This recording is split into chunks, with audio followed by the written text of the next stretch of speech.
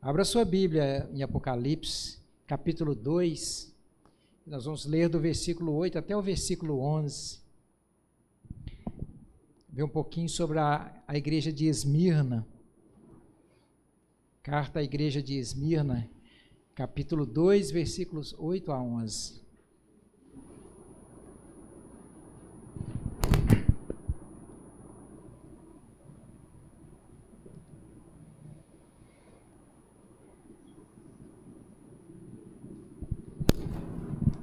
A palavra de Jesus diz assim, queridos: ao anjo da igreja em Esmirna escreve: essas coisas diz o primeiro e o último, o que esteve morto e tornou a viver.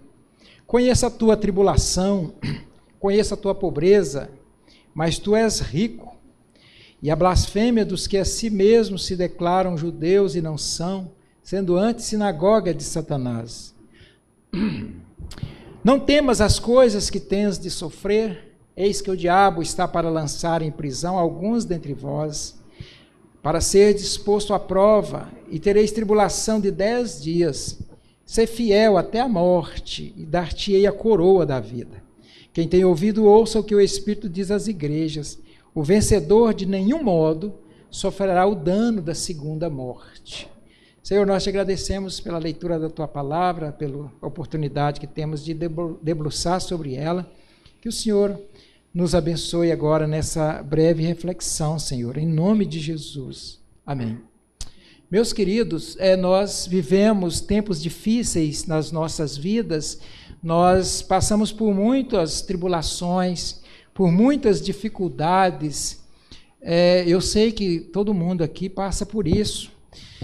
E esse tempo é um tempo de nós mostrarmos a nossa fidelidade a Deus, mostrar a nossa fé, como Jó, por exemplo. Né? Jó passou por tantas tribulações, por tantas lutas, né? Nós vimos aqui que ele perdeu a família, que ele perdeu os bens, que ele perdeu tudo e ele permaneceu fiel na provação, naquela tribulação. Ele, em momento algum, ele deixou de ter aquele fervor, de estar na presença de Deus, e diz: o Senhor tirou, o Senhor deu, o Senhor tirou, bendito seja o nome do Senhor. A gente vê outras pessoas, outros homens de Deus, mulheres de Deus que passaram por muitas provações na Bíblia. A gente vê José, por exemplo, quantas tribulações. José foi jogado numa cisterna pelos seus próprios irmãos, ele foi vendido como escravo e teve há tanto tempo, não é, como escravo, até que recebeu a grande bênção, né, de ser o primeiro-ministro do Egito, não é? Jó também teve a grande bênção de receber tudo em dobro.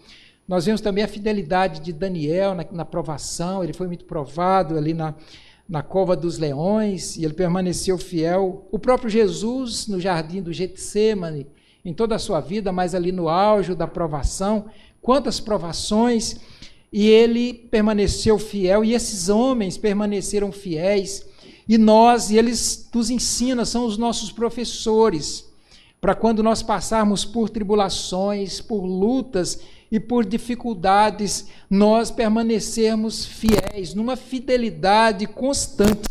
Esmirna sofreu todas as provações possíveis. Esmirna, que eu me refiro, é a igreja de Esmirna, né, da cidade de Esmirna, que nós acabamos de ler. Não é que Jesus ordenou que João escrevesse uma carta e mandasse para essa igreja. Essa igreja, ela foi fiel a todo momento, mas ela passou por muitas tribulações, e nós vamos refletir sobre isso, porque nós vimos recentemente no culto de ação de graça que nós devemos ser gratos em todas as circunstâncias, e nós vimos por quê, porque o Senhor já deu tantas coisas para nós já fomos abençoados com todas as bênçãos nas regiões celestiais, em Cristo Jesus. Ele já nos deu todas as bênçãos, nos escolheu, nos redimiu, nos selou com o Santo Espírito da promessa, então nós temos todas as bênçãos, nosso coração se tornou uma gratidão, ele é a própria gratidão. E é por isso que o crente é alegre constantemente. Então, por isso ele tem uma alegria constante. Porque o que é gratidão? Ação de graças. Ação de graça é você colocar a gratidão para fora. Isso é ação de graça. Então, eu eu tenho que ser sempre alegre, porque eu sempre tenho gratidão. Isso é tão forte dentro de mim, nós vimos isso, né? Eu estou dizendo porque nós vamos continuar esse tema. Então, essa gratidão é tão grande, tão forte, duradoura, eterna, que aí eu sou alegre. Aí passa tribulação, em qualquer circunstância, eu estou alegre. Então, eu estou alegre, eu tenho gratidão constante, eu sou alegre, constante, e eu oro constantemente. Mas isso não basta. Não basta eu ter gratidão constantemente, não basta eu ser alegre constantemente, não basta eu orar constantemente, eu tenho que ser fiel constantemente. Apesar de qualquer circunstância, eu preciso ser fiel, em qualquer circunstância, porque eu sou grato pelo tudo que o Senhor me fez, porque eu sou grato, eu tenho essa gratidão, eu sou feliz, porque eu expresso essa gratidão eterna. Então eu oro, isso me motiva a orar, e me motiva também a ser fiel numa fidelidade constante. Essa igreja, ela nos mostra, ela passou por tantas tribulações, por tanto sofrimento, e ela mostra, ela foi a única igreja, aliás, essa igreja de Filadélfia foi as únicas 2 igrejas que não sofreu nenhuma repreensão. Das 7 igrejas que receberam cartas, as demais receberam severas advertências. Mas essas 2, só elogio essas 2 igrejas, porque elas foram fiéis, então elas servem para nos ensinar. Quais tribulações, por exemplo, essa igreja passou, essa igreja de Esmirna? Tribulação, no caso aqui, é o resumo de todos os sofrimentos, de todas as lutas, mas quais são essas lutas? Essa igreja passou por perseguição, ela passou por pobreza, ela passou por oposição, por tortura, por prisão e por morte. E apesar de tudo isso, ela permaneceu fiel. É dessa igreja de Esmirna que tinha um pastor chamado Policarpo, né, o bispo de Esmirna, que morreu por causa da sua fidelidade, morreu queimado pelo imperador, porque manteve fiel até a morte. É por isso que no final está ser fiel até a morte. Até se você for torturado, você até chegar ao ponto de morrer, você seja fiel até a morte. Ser fiel até a morte e dar-te-ei a coroa da vida. Essa igreja, essa cidade, irmãos, de Esmirna, hoje é Izmir, uma cidade na Turquia. Aliás, ela é a 3ª cidade em tamanho, em beleza, em importância. Hoje ela é a 3ª cidade, mas nessa época ela era a 2ª, ela era muito grande, era uma cidade muito rica e antiga, ela é do tempo de Davi, só que ela foi totalmente morta, destruída e ressurgiu, ela ressuscitou. Eles recriaram essa cidade e agora com muita força, ela se tornou com a competidora de Éfeso. Éfeso era a maior cidade, era a capital da Ásia Menor, toda a capital, a cidade maior que tinha, e ela era a 2ª, ela era muito rica. Eu estou dizendo isso porque a igreja era muito pobre financeiramente, uma igreja muito pobre, numa cidade muito rica. Essa igreja, ela foi criada por Paulo, quando na sua 3ª viagem missionária, quando ele foi lá para Éfeso e ficou lá 1 ano e meio. Quando ele ficou lá 1 ano e meio na capital, o que ele fez?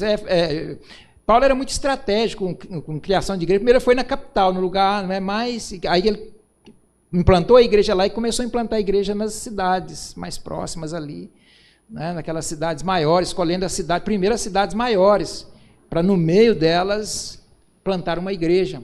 Então foi então que ele plantou essa igreja lá por 55, por aí, depois da era cristã, ele plantou essa igreja. E essa igreja, ela se tornou pobre, porque ela era muito perseguida de todas as formas, e depois nós vamos ver isso, como é que ela era perseguida. Então, queridos, baseado nessa pequena introdução, nesse pequeno contexto histórico, eu gostaria de desenvolver aqui com vocês sobre o seguinte tema: fidelidade em todas as circunstâncias. Fidelidade em todas as circunstâncias, e eu repito, porque nós já vimos ser grato em todas as circunstâncias, ser alegres em todas as circunstâncias e orar em todas as circunstâncias, agora ser fiel em todas as circunstâncias. Isso produz uma alegria no coração quando você é grato, quando você ora, quando você é fiel. Isso é antigo, essa questão de você ser alegre, a sua alegria não depender de fatores externos. mas a alegria brotar de um coração grato. Isso é antigo.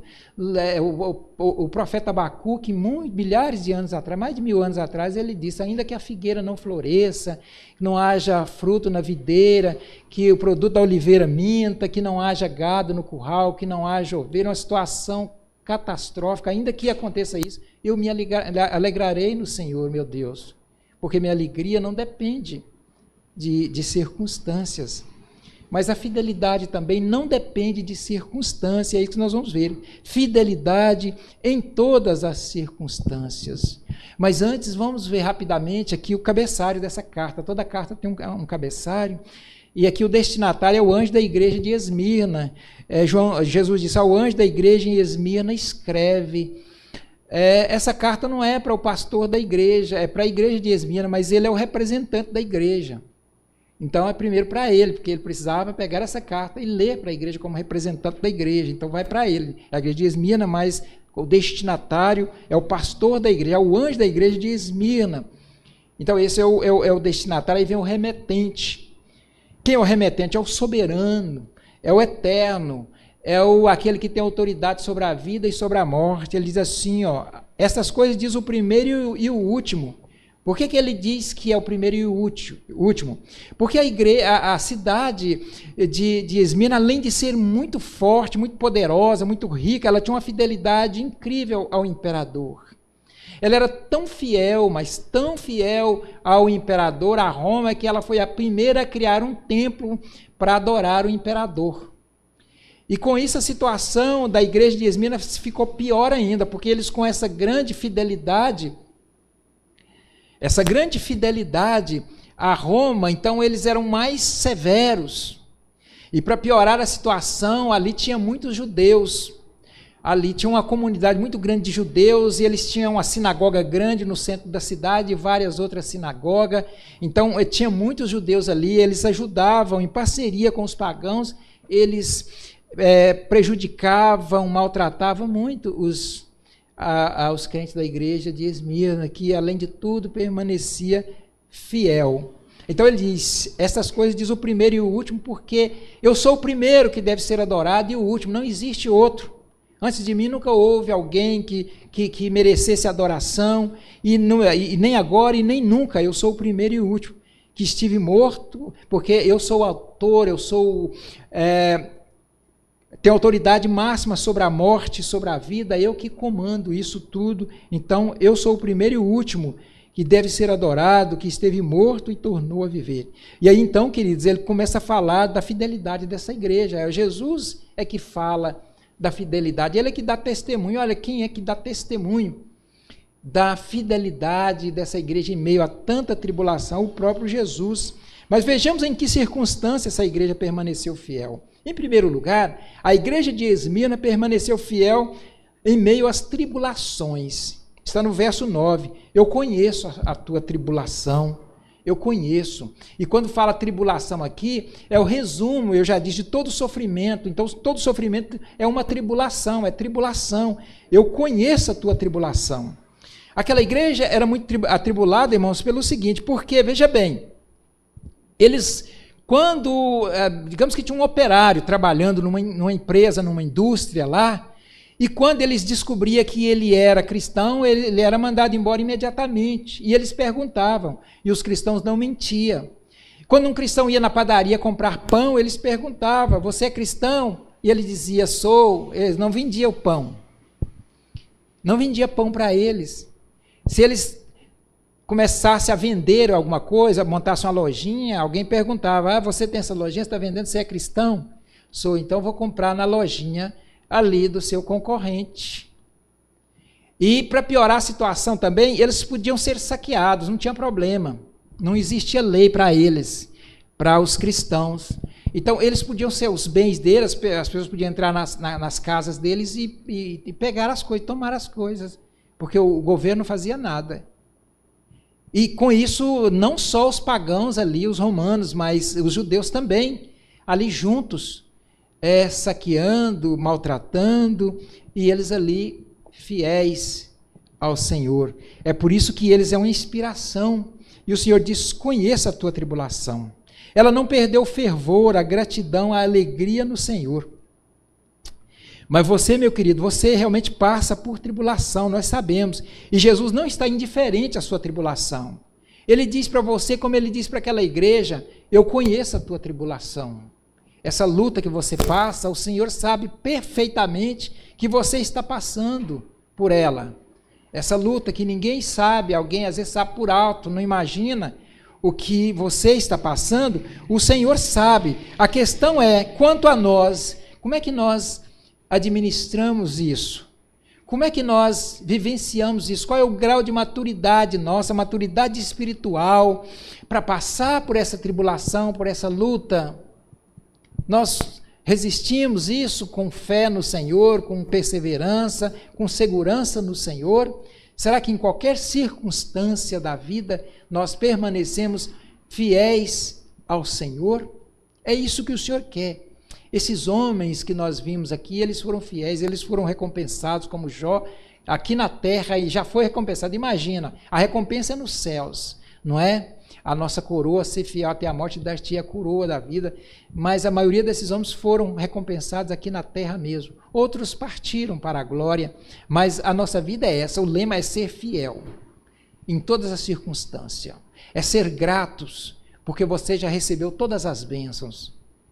Se você crê que você é eleito, que você foi salvo, são muitas bênçãos nas regiões celestiais em Cristo Jesus, então é isso que dá gás, é isso que dá força, capacidade para nós vencermos isso.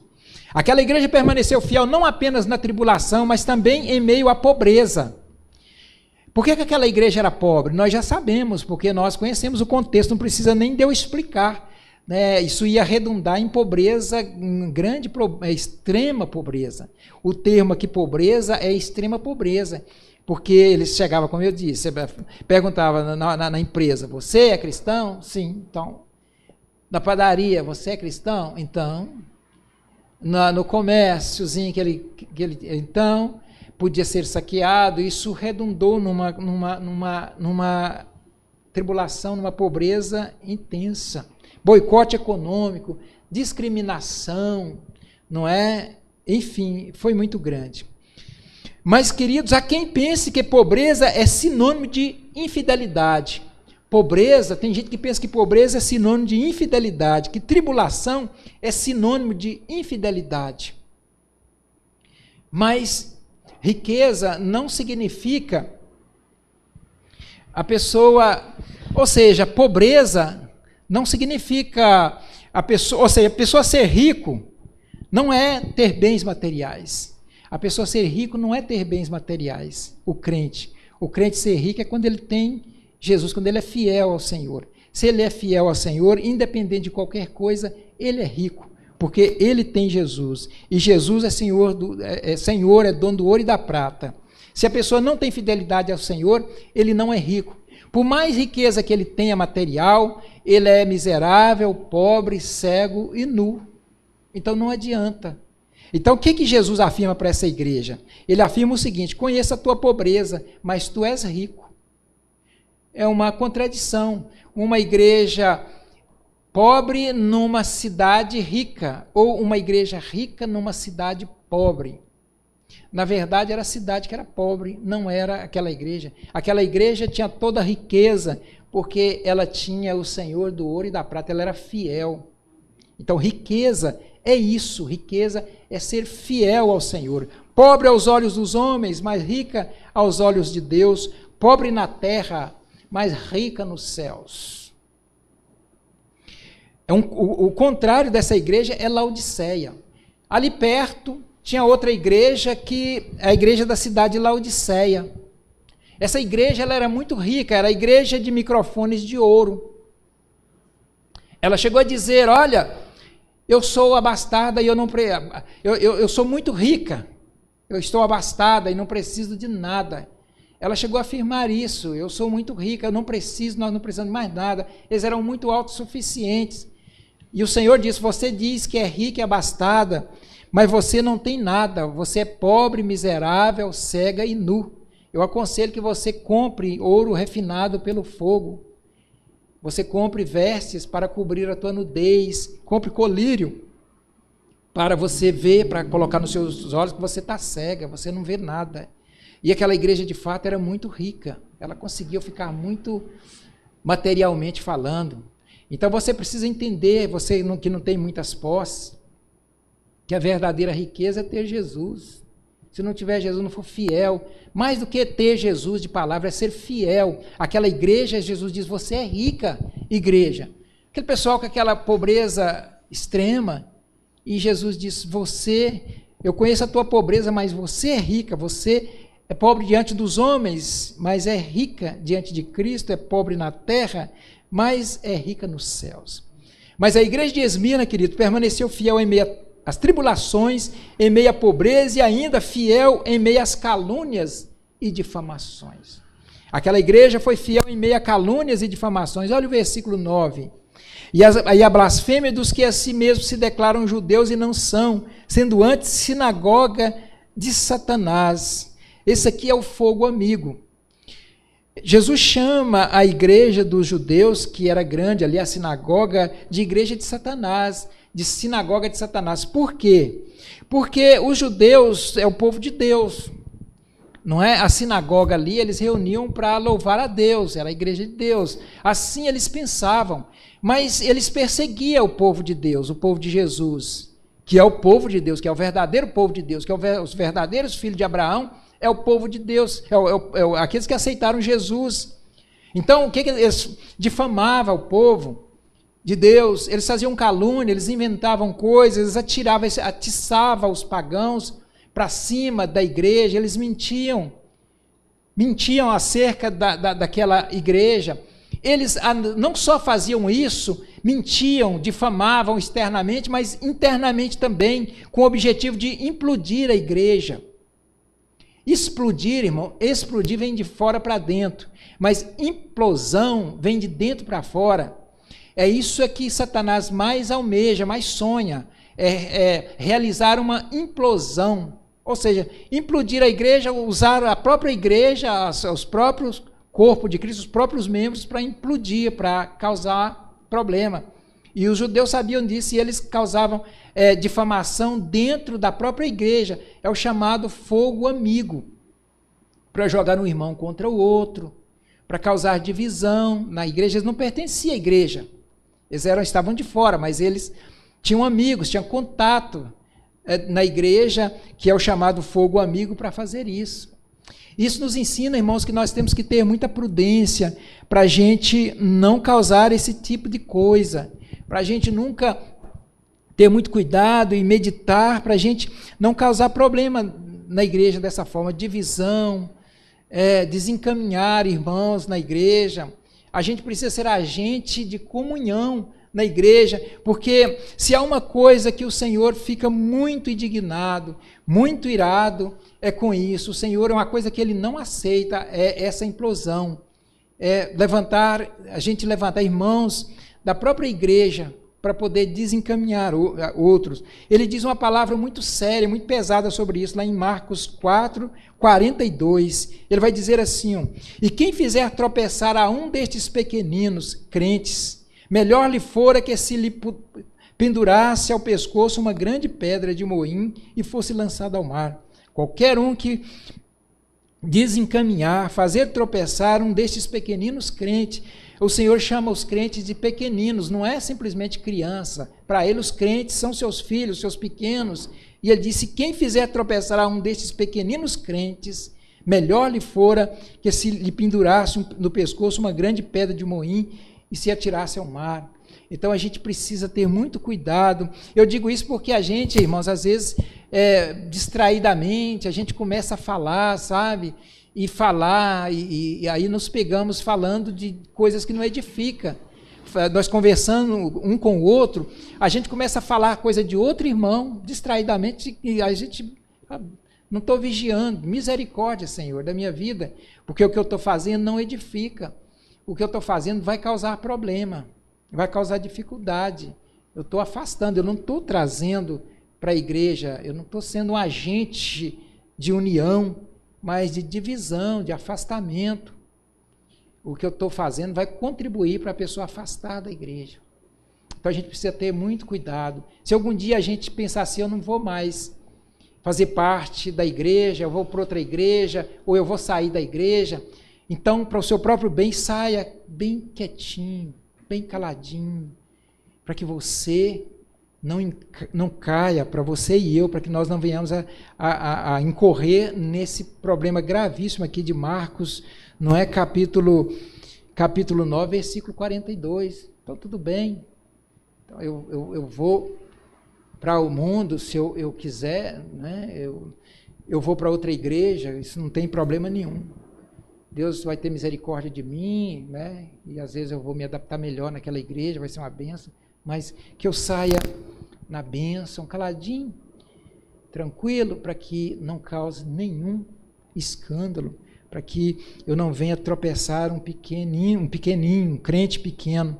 Então, os judeus, eles estavam atacando de todas as formas ali, e o Senhor disse, e a blasfêmia dos que a si mesmos se declaram judeus e não são, sendo antes sinagoga de Satanás, vocês estão causando problema para o meu povo, vocês dizem que é meu povo, está causando dificuldade, está causando divisão, está causando desunião, destruição do meu povo, então vocês não são sinagoga de Deus, vocês são sinagoga de Satanás. Então, além de todos os sofrimentos, eles estavam sofrendo essas calúnias, essas difamação. Mas graças a Deus, não é ali não estava havendo nenhum problema. Porque eles eram fiéis. Quando a igreja é fiel, realmente não adianta, a igreja permanece firme, não é? É por isso que nós estamos aqui meditando sobre a fidelidade. Venha de onde vier, qualquer investida, não vai adiantar, vai ser lançado por terra, por causa da nossa fidelidade, da fidelidade nossa como essa igreja. A igreja de Esmirna permaneceu fiel na tribulação, na pobreza, em meio à calúnia e à difamação, e em meio à prisão e morte. Lá no versículo 10, está escrito o seguinte: não temas as coisas que tens de sofrer. Eis que o diabo está para lançar em prisão alguns dentre vós, para ser disposto à prova, e tereis tribulação de 10 dias. Ele está falando aqui, irmãos, de uma intensificação. Em meio a tanta tribulação, a tanta luta daquela igreja, haveria isso aqui é uma profecia, veja que o verbo está no futuro. Olha de novo. Eis que o diabo está para lançar em prisão alguns dentre vós, para ser disposto à prova, e tereis tribulação de 10 dias. Ou seja, 10 dias aqui, em Apocalipse, significa um tempo curto e um tempo preciso, de começo e fim. Vai ser um tempo curto que vocês vão ter, mas vai ser muito pesado, muito mais forte do que vocês estão passando. Mas ele diz, ele encoraja, ser fiel, mas ser fiel. No verso 11 ele vai começar falando, ser fiel até a morte e dar-te a coroa da vida. Então, essa intensificação que está dizendo aqui seria prisão, tortura e morte. Os cristãos, nessa intensificação dessa luta que eles já vinham sofrendo e tudo mais, viriam a muito forte, onde eles seriam presos, torturados e mortos. E mesmo assim, eles permaneceram fiéis. E aí, irmãos, e a nossa tribulação? Como é que fica, hein? Será que é grande mesmo? Quando a gente vê a tribulação de Jó, vamos deixar a igreja aqui de Esmirna e a tribulação de Jó, lá naquele monte de cinza lá, cheio, só a pele e osso, com aquela coceira, coçando, sem filho, sem nada, com aquele desespero.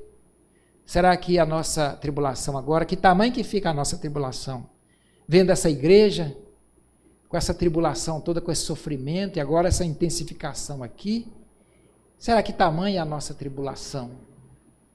Será que crente passa por tribulação? Será que esses pessoal que prega que é só vitória e que agora acabou tudo, será que eles que têm razão?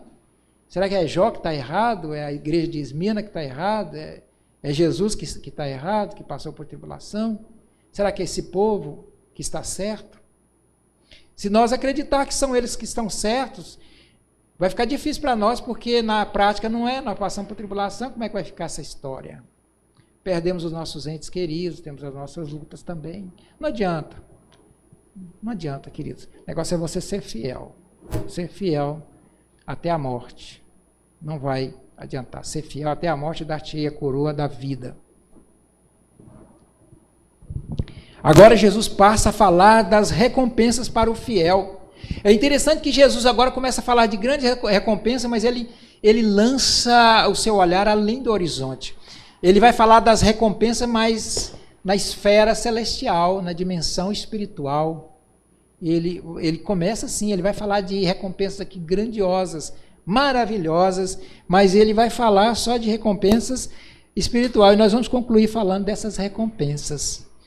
A igreja de Esmirna aqui não foi não foi como Jó, porque Jó recebeu na recompensa antes na glória, recebeu aqui também. A primeira recompensa, queridos, que essa igreja recebeu, iria receber, né, vida eterna ao lado de Jesus. Vida eterna ao lado de Jesus. No versículo 10 está escrito assim, ó, ser fiel até a morte, dar-te-ei a coroa da vida. A coroa da vida aqui não é uma coroa de botar na cabeça. Não tem nada a ver com coroa de botar na cabeça. Coroa da vida, coroa é o pódio, é a vitória, é o prêmio. Então a coroa da vida, ele diz, ou seja, ser fiel até a morte, dar-te a coroa da vida. A coroa da vida é a vida eterna, é a salvação, é estar com ele na glória. Essa é a primeira recompensa. A segunda recompensa, quando ele diz, o vencedor de nenhum modo sofrerá o dano da segunda morte. O que é a segunda morte na Bíblia? Segunda morte é o lago de fogo. Segunda morte é a separação eterna de Deus.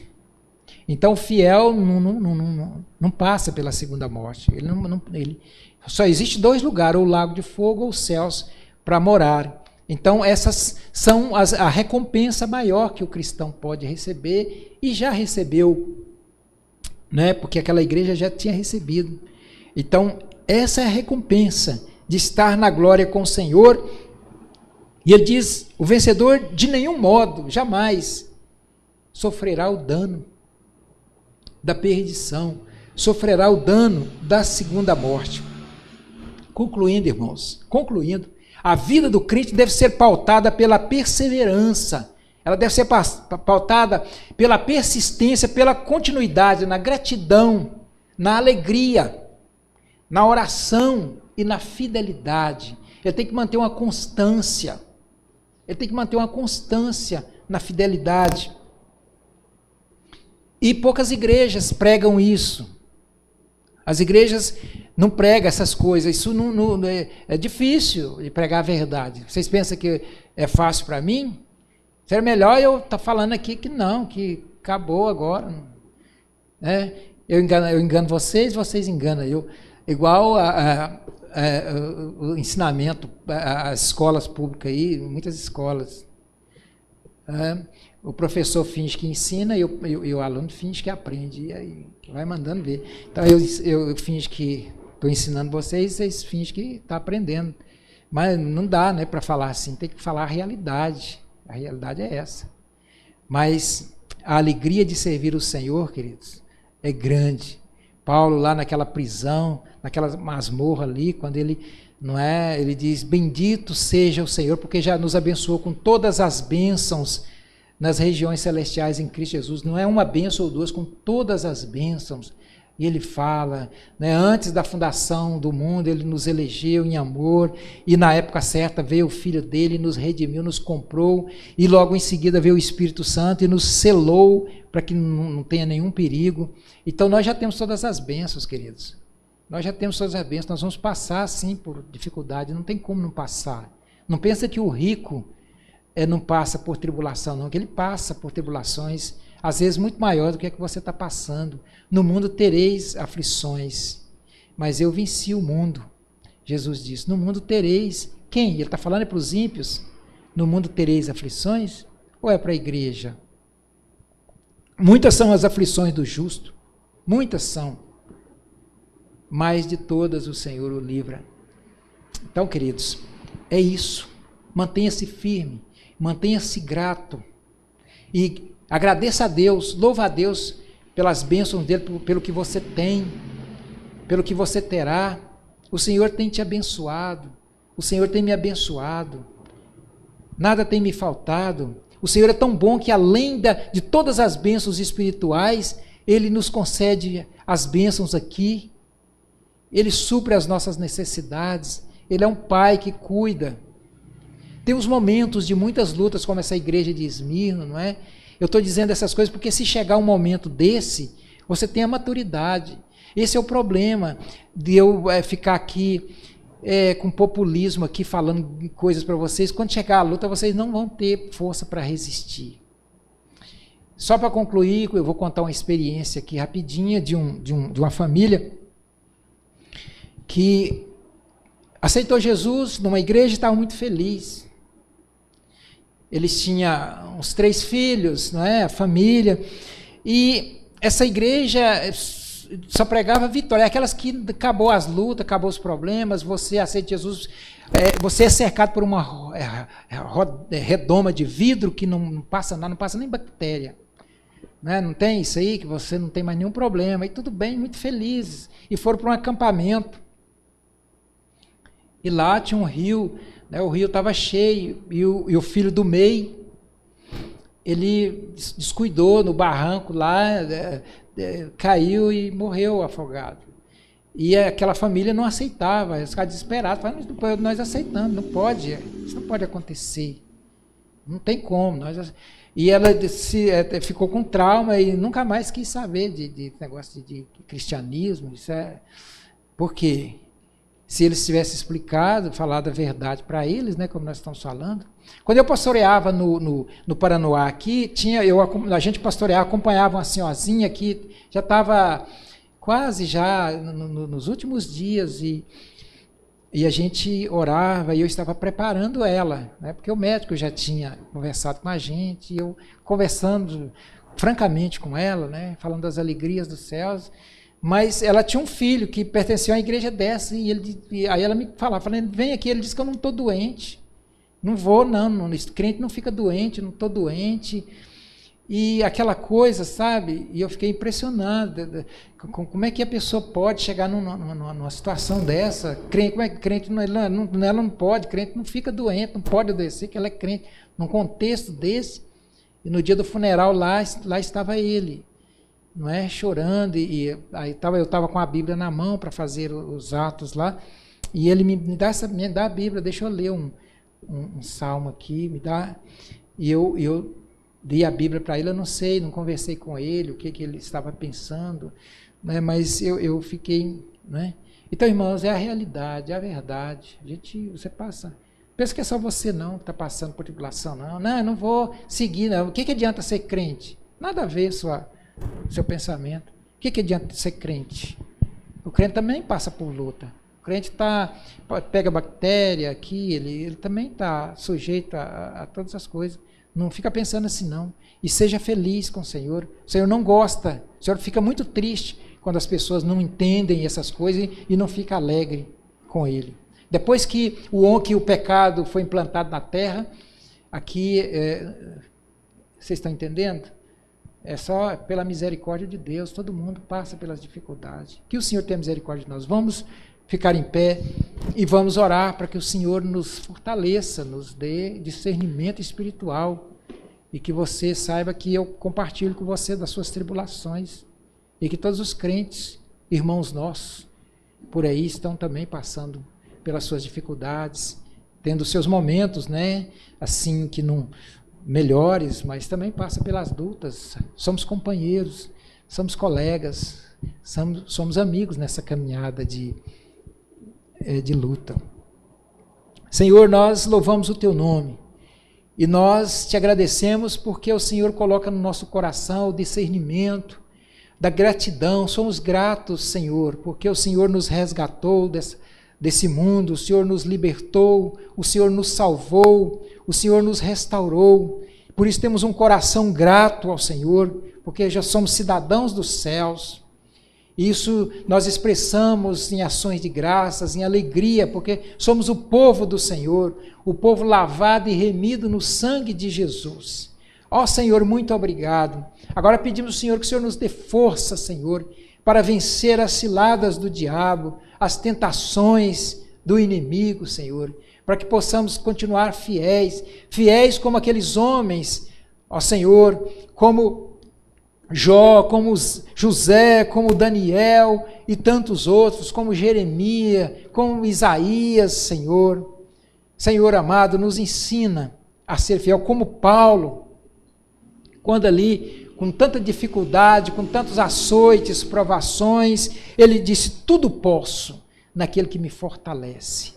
Que possamos dizer assim também, tudo posso naquele que me fortalece. Eu sei estar alegre na dificuldade, na alegria, na bonança. É isso que Paulo disse, eu sei estar com o meu Senhor alegre em todas as circunstâncias. Que assim como essa igreja de Esmira, possamos ser fiéis em todas as circunstâncias, ó Deus. Venha qualquer tipo de coisa, se vir bonança, que possamos ser fiéis, se vir aprovação também, possamos ser fiéis e se passar pela prova, como essa igreja que não sofreu nenhuma reprimenda, que foi só elogio para ela, Senhor. Que o Senhor também nos mantenha fiéis ao Senhor, em nome de Jesus. Amém.